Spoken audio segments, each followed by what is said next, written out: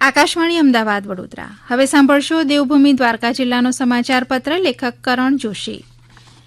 રાજ્યભરમાં સ્વચ્છ ગામ થકી સ્વચ્છ જિલ્લા, સ્વચ્છ રાજ્ય અને સ્વચ્છ દેશના સંકલ્પ સાથે આગામી 14મી જૂન સુધી સ્વચ્છતા સપ્તાહ અભિયાનનું આયોજન કરવામાં આવ્યું છે, જે અંતર્ગત પ્લાસ્ટિક મુક્ત ગ્રામ્ય દિવસ અન્વયે દેવભૂમિ દ્વારકા જિલ્લાના દુધિયા અને ટોબર ખાતે સફાઈ અભિયાન હાથ ધરાયું હતું, જે અન્વયે ગ્રામ પંચાયત અને સ્થાનિકોના સહયોગથી ગામના મુખ્ય રસ્તાઓ, જાહેર સ્થળો, ગ્રામ પંચાયતની આસપાસના વિસ્તારોમાંથી પ્લાસ્ટિક કચરાના નિકાલ માટે સફાઈ ઝુંબેશ હાથ ધરવામાં આવી હતી.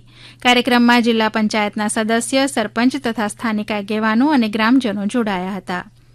દેવભૂમિ દ્વારકા જિલ્લાના જુદા જુદા બંદરોએથી માછીમારી માટે માછીમારો સમુદ્રમાં જાય છે.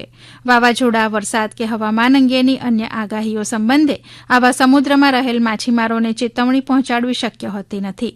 જૂન માસથી દરિયો તોફાની થઈ જતો હોવાથી માછીમારોને સામાન્ય રીતે જૂન માસથી જ સમુદ્રમાં માછીમારી માટે જવું વિશેષ જોખમી છે. મત્સ્ય ઉદ્યોગ ખાતું તથા પોર્ટ ઓફિસર દ્વારા માછીમારોને આવી મોસમમાં સમુદ્રમાં જવા માટે પરવાનગી આપવામાં આવતી નથી. તેમ છતાં અનધિકૃત રીતે કોઈ માછીમાર સમુદ્રમાં ચાલ્યા જાય અને સમુદ્ર તોફાની બને તેવા સંજોગોમાં તેઓને જીવનું જોખમ ઊભું થાય તેવી સંભાવના હોય છે. જેથી આવા માછીમારોને સમુદ્રમાં ગેરકાયદેસર રીતે જતા અટકાવવા અધિક જિલ્લા મેજિસ્ટ્રેટ દ્વારા જાહેરનામું પ્રસિદ્ધ કરવામાં આવ્યું છે. આ જાહેરનામા અંતર્ગત કોઈપણ માછીમારો કે અન્ય કોઈ વ્યક્તિઓએ 23મી જુલાઈ સુધી માછીમારી માટે કે અન્ય કોઈ હેતુસર દેવભૂમિ દ્વારકા જિલ્લાના સમગ્ર વિસ્તારના દરિયાકાંઠેથી કે ક્રીક એરિયામાં જવા તેમજ કોઈપણ બોટની અવરજવર કરવા પર પ્રતિબંધ લગાવ્યો છે.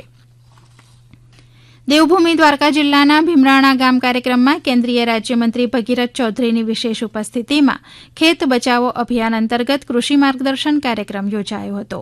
ખેડૂતોને ઓનલાઈન અરજી કરવા માટે વિશેષ માર્ગદર્શન આપવામાં આવ્યું હતું. તેમજ કૃષિ યુનિવર્સિટીના અધિકારીએ ખેડૂતોને ખાતરનો પાકમાં જરૂરિયાત પૂરતો જ ઉપયોગ કરવા પર ભાર મૂક્યો હતો. કાર્યક્રમમાં કેન્દ્રીય રાજ્યમંત્રી ભગીરથ ચૌધરીએ ખેડૂતોને માર્ગદર્શન આપતા ખેત બચાવો અભિયાન હેતુ જમીનના સ્વાસ્થ્ય સુધારણા માટે સઘન જાગૃતિ ઝુંબેશ શરૂ કરવામાં આવી છે તે અંગે વિસ્તૃત જાણકારી આપી હતી. ઉપરાંત જમીનનું સ્વાસ્થ્ય સુધારવું, જમીન ચકાસણી કરાવવી, ખાતરનો વધુ પડતો ઉપયોગ ઘટાડવો, ઉત્પાદન ખર્ચ ઘટાડવા માટે વિજ્ઞાન આધારિત પોષક તત્વો અને ઇનપુટ વ્યવસ્થાપનના વિષય પર ખેડૂતોને જાગૃત થાય તેવા પ્રયત્નો કરવામાં આવે તેમ કહ્યું હતું.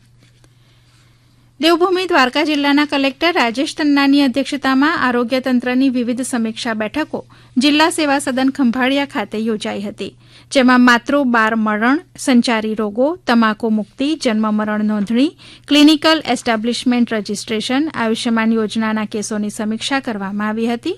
તેમજ કલેક્ટર દ્વારા જરૂરી માર્ગદર્શન અને સૂચનાઓ અપાઈ હતી.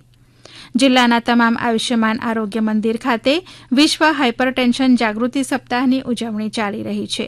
આ ખાસ અભિયાનનો મુખ્ય હેતુ કમ્યુનિટી લેવલે હાઈ બ્લડ પ્રેશરના ગંભીર જોખમો સામે લોકોમાં જાગૃતિ લાવવા અને સ્વસ્થ જીવનશૈલીને પ્રોત્સાહન આપવાનો છે.